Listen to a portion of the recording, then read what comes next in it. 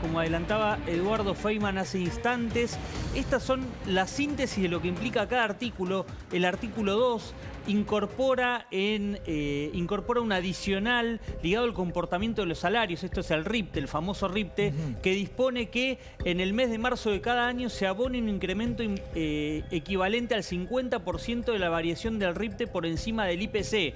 Es decir, que si los salarios crecieron en términos reales en el año previo, las prestaciones sociales alcanzadas por la fórmula de movilidad jubilatoria incorporarán el 50% del incremento real de esas remuneraciones. Tratemos de traducirlo. ¿Sabes lo que pasa? Acá lo que incorpora la ley es que además del ajuste por inflación ya vigente, si los salarios suben mucho, se ajustan también por salarios. ¿Y qué es lo que prevé el gobierno?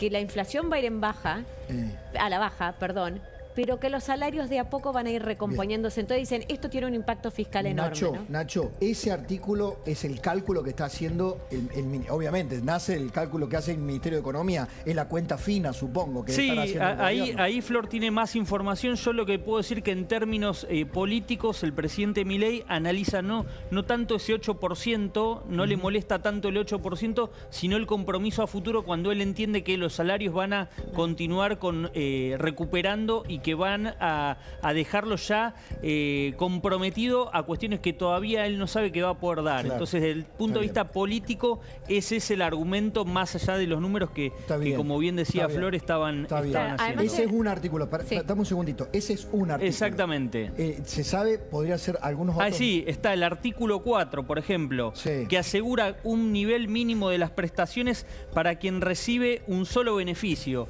mediante un suplemento de dinero. Esto es un bono, de manera tal que supere la canasta básica total para adulto, equivalente en 1,09%. Esto es básicamente lo mismo, es decir, un compromiso que el gobierno no quiere quedar comprometido a hacer al año que viene. Es decir, no molesta tanto el 8% de recuperación hacia atrás. Claro, pero sí lo que puede pasar adelante. Bien, claro. Tengo que ir al Senado, porque a propósito tenemos, pero sí, ¿qué querés decir? Es que el problema acá, Pablo, y que es lo que veta el gobierno, todos los técnicos dicen, la lógica es que las jubilaciones se ajusten por el poder de compra, por la inflación. Entonces, acá estamos metiendo adicionales que tarde o temprano van a jugar en contra del fisco, de los nuevos fiscales, de todos nosotros también, y de los jubilados el día de mañana. Es lo que plantea Nacho, claro. Entonces, no me somen anabólicos, esperemos a ver qué pasa. A ver, Carla Ricciotti en el Senado. Carla, ¿cómo estás? Buenas noches. ¿Qué tal, Pablo? Buenas noches. Así es, bueno, día movido también nuevamente aquí en el Senado en el día de hoy. Ustedes lo estaban mencionando ya desde hace rato. Bueno, se aprobó la movilidad jubilatoria por mayoría. Solamente los senadores de La Libertad Avanza más una senadora del Frente del PRO votaron en contra. Y estamos con el senador Abdala, que nos decía, bueno, sí se van a vetar estos artículos aparentemente que ustedes mencionaban recién. ¿Qué implica esto? Bueno, ahora nos va a comentar el senador concretamente cómo va a quedar esta ley, que va a ser ley, que va a ser promulgada, pero con artículos diferentes. Va a tener una capacidad diferente de aumento o de movilidad justamente jubilatoria. Buenas noches, Pablo. Buenas noches a toda la teleaudiencia. Bueno, es facultad del presidente vetarla o no. Si se veta, seguramente será un veto parcial en el artículo 2, que se agrega, digamos, un porcentaje mayor, digamos, de dinero del erario público. El artículo 3, que hubo una diferencia de tiempo, de fecha. Nosotros entendíamos que la aplicación de la movilidad debería ser a partir de la sanción de la ley, y el proyecto que venía diputado dice ya desde meses anteriores, más precisamente desde abril. Y el artículo 4, bueno, que habla de un bonus, como bien explicaron recién ustedes, que también vuelve a afectar el erario público. Abdala, ¿es una decisión política tomada ya? Siempre soy respetuoso de la decisión hasta último momento. En política todo se resuelve en el minuto 90. Entiendo que, en este que minuto el presidente tiene la decisión tomada. Pero bueno, esperemos que el presidente los resuelva él, y en el minuto 90 él diga si lo veta y cuál es lo que veta. Y también el artículo 10 es otro artículo controversial que se refiere a las cajas de jubilaciones de las provincias. ¿Por qué ese artículo 10 en particular? A ver. Porque se buscaba en el proyecto de diputado transferirle y cancelar las deudas que tiene la Nación inmediatamente con las cajas provinciales. Ok, que es un pedido de los gobernadores, obviamente, de aquellos que tengan transferidas las cajas, ¿no? Bueno, es lo que pelea Jorge Macri, Mira, que no yo está en la consiguiendo. locución...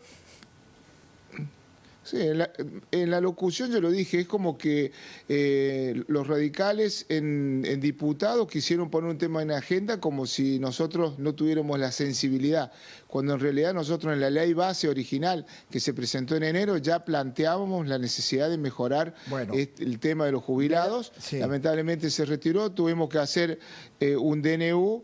Y bueno, hemos llegado a la fecha de hoy en donde en realidad creemos que tenemos que mejorarle el tema a los jubilados. No hay ninguna duda de eso, pero me parece que no por imposición o que ellos nos marquen la agenda. Esto me permite, le pido que se quede allí un segundito, senador, porque le quiero dar paso a Guillermo Oliveto, que hace un estudio de los más exhaustivos, creo, sobre el comportamiento de la sociedad, cómo está aguantando la sociedad, de qué manera y cómo se está comportando el consumo, Guillermo. Pablo, la sociedad la verdad que está muy estoica, ¿no? Está con un temple, un coraje y una sensatez casi inédita en la historia de la Argentina. El presidente mantiene los altos niveles de aprobación que venía teniendo y de algún modo eso corre disociado de una realidad que empeora mes a mes. O sea, tenemos una recesión en el primer semestre confirmadísima, magnitud 2002, un golpe sobre los sectores muy transversal con caídas de 30% en construcción, 20% en autos, 15% en shoppings, 10% en alimentos. El mes de julio alimentos tuvo una caída interanual del 16%. 16 es la peor caída del año. O sea, cuando todos esperaban que esto rebote, lo que empieza a leer el sistema es que no hay un rebote a la vista en el... Ahí está. Acá lo vemos, en la fuente Sentia, que audita supermercados y autoservicios. La información es muy fiable. Y lo que podés ver ahí es, pensá que hay categorías, Pablo, no sé, golosinas, que están con caída de 25 o 30%. Claro. Bebidas con alcohol, valores similares, ¿no? Para que te dé ese promedio del 16. Alimentos en el orden del 8. Entonces, ¿qué es lo que te ocurre acá? Es que a mucha gente, claramente, la inflación está bajando y es cierto y es un gran logro de parte del gobierno. Ahora, cuando vos mirás la inflación interanual, todavía es 264%. Eso quiere decir que cualquier precio promedio de la economía del año pasado lo tenés que multiplicar por 3,6 para ver el precio de hoy. Entonces, hay mucha gente que sí está bajando, pero no llego, no me alcanza. O sea, no hay manera. Esa es la actitud estoica, como que no tiene relación histórica una sociedad que aguanta a estos niveles con el deterioro que ha ido sufriendo. No, esto es una especie de milagro Milei, propio de la génesis Milei, que tiene mucho que ver con todo lo que hablaban al principio, el programa que vuelve a salir a la luz. Pues Milei, yo sigo insistiendo, es un hijo de la pandemia. Ayer estaba viendo un médico muy importante en la Argentina, decía que hay que distinguir pandemia de confinamiento. Muy bien. La pandemia es un tema de salud, el confinamiento fue un tema de decisión de política pública. Bien. Que ahora está todo de vuelta en la mesa por lo que está pasando con el expresidente. Así ¿no? es. Entonces, como Milei nació de ese trauma y la gente está huyendo de eso, no quiere volver para atrás y lo único que dice, bueno, tengo que seguir caminando, apretar los dientes y ya va a salir. Ahora, ¿qué pasa, Pablo? En el último mes y medio, 2, empezó a aparecer lo que llamamos, después de la recesión con ilusión, que duró 6 meses, se le empezó a cruzar cierta fragilidad con ansiedad, que en algún punto es, ¿cuándo arranca? Claro. ¿Cuándo empieza? Claro. Y eso es lo que todavía hoy, si bien hay algunos datos puntuales en el mes de julio, contra el mes de junio, pero todavía la economía real está lejos de sentir que está saliendo. Por ¿no? eso, senador, si se vetara en términos generales lo que el Congreso aprueba y que tiene con 2/3, sería un costo político enorme poniéndose el gobierno como el insensible, el que no ve la realidad, el que no está conectado con un haber jubilatorio mínimo que francamente no puede comprar ni siquiera los medicamentos hoy por hoy. Cualquiera que va a una farmacia y ve cómo aumentaron el precio de los medicamentos se da cuenta a dónde está el poder adquisitivo de una jubilación hoy, ¿no? Pablo, vez pasada, hace varios años atrás, Cristina Fernández de Kirchner vetó el 82% también porque le habían sacado una ley y no tenían los recursos necesarios. Naturalmente, en este caso, puntualmente, creo que la diferencia básica está en que se está haciendo el camino correcto en lo que es generar que la economía vaya al lugar correcto. Nosotros estamos bajando en inflación, el último mes dio 4%, con tendencia a la baja. A partir de allí, creo que el peor de los impuestos que tiene la gente es la inflación, porque es el impuesto que recae sobre los más humildes, y esto está empezando a generar la credibilidad del mercado, la posibilidad de devolver el crédito. Demoramos mucho, es cierto, porque también nos dieron los votos para la ley base hace muy poquito, recién se está reglamentando una ley que tiene incorporado, por ejemplo, el RIGI, que es un incentivo en las inversiones, que ya se empezaron a anunciar inversiones millonarias. Sí, es todo cierto, eso pero de lo que es un proceso que tiene que trasladarse en la... Lo sé.